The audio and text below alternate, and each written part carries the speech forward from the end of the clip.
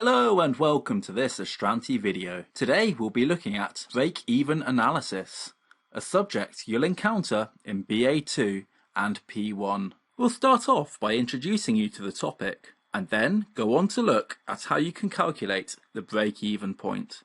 As you'll see, this is an important calculation in business as it shows how many units need to be sold to cover the cost of investment.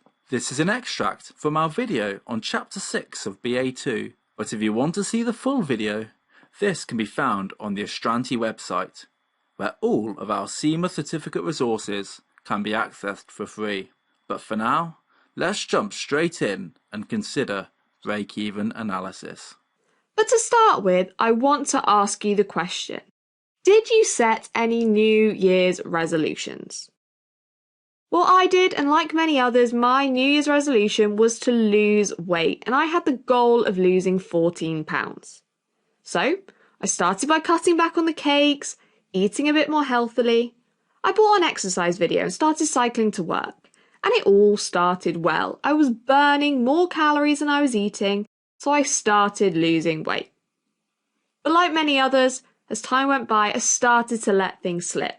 The bad weather resulted in me giving up on the cycling, the exercise video soon became tedious, and the burgers at the new restaurant in town are just too good not to eat.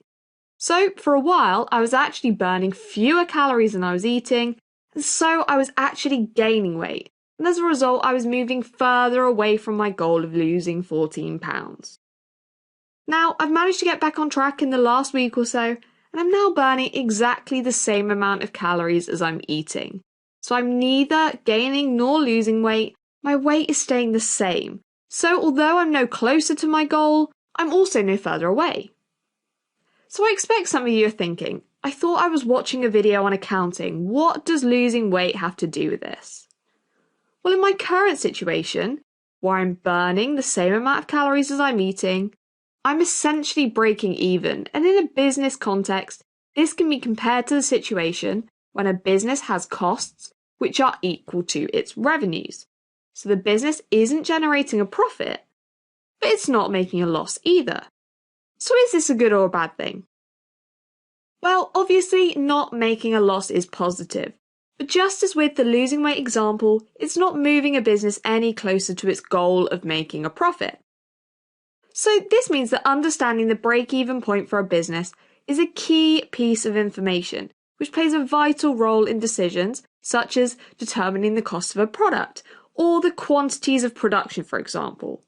And cost volume profit analysis, which is just a term that can be used interchangeably with break-even analysis, is a tool that a business can use to understand the effect that any changes in cost or volume can have on the profit of a business.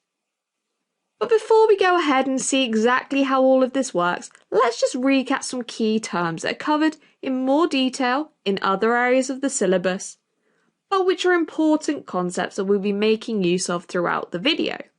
Firstly, a reminder of variable costs, which are those costs that vary with the level of activity.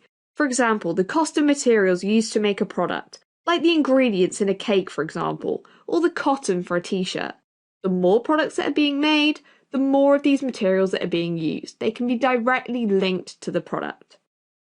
And then if we were to take the variable cost of a product and deduct it from the sales value, we would get something called the contribution, which is the proportion of the revenue per unit sold that contributes towards the fixed costs and profit.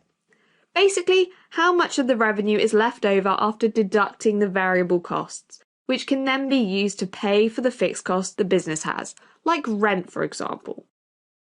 And let's see these concepts in a scenario with some real-world numbers. Let's say that a leather goods company specialising in backpacks is considering making a new product, a range of leather belts. But in order to do so, it needs a new piece of machinery, which costs £10,000. Now, each belt has a contribution of £10 per unit sold, so remember the contribution is calculated as the selling price minus the variable costs. And given this information, the management of the company wants to know how many units they need to sell in order to cover the initial investment of £10,000. Well, it's 1,000 units. Essentially, 1,000 units, each contributing £10, will lead to an overall total contribution of £10,000, which will cover the initial investment on the machinery. So what we've actually just calculated is the break-even point, which is a key factor in a business's decision-making process, because it enables a business to understand the number of units that will need to be sold in order to cover its cost. And this therefore allows for the level of demand to be assessed. So, if for example the company believes the maximum number of belts they'll be able to sell is 100, then clearly this isn't close to the 1,000 units they need to sell in order to cover the cost of the machinery, so it wouldn't be worth doing.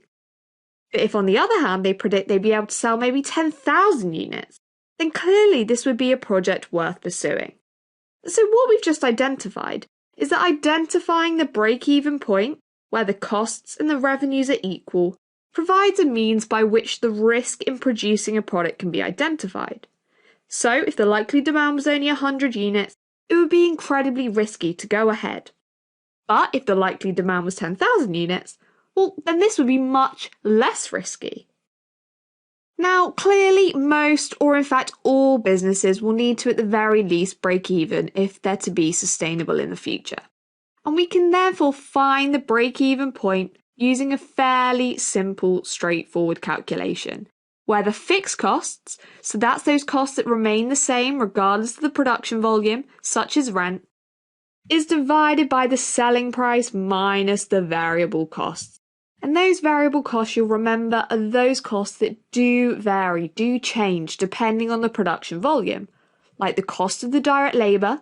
So for our leather goods maker, this would be the workers on the production line who are actually making the bags and the belts, the direct materials, such as the leather or the zips, and any variable overheads like electricity, which also vary depending on the level of output.